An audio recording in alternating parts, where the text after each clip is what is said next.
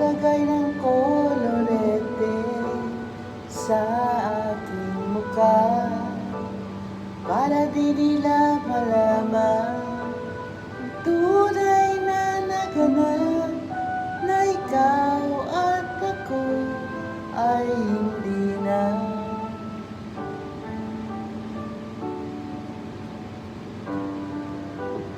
Iniensayo pa ang mga ngiti para di halata. Ang daming ko'y pinipigil sa loob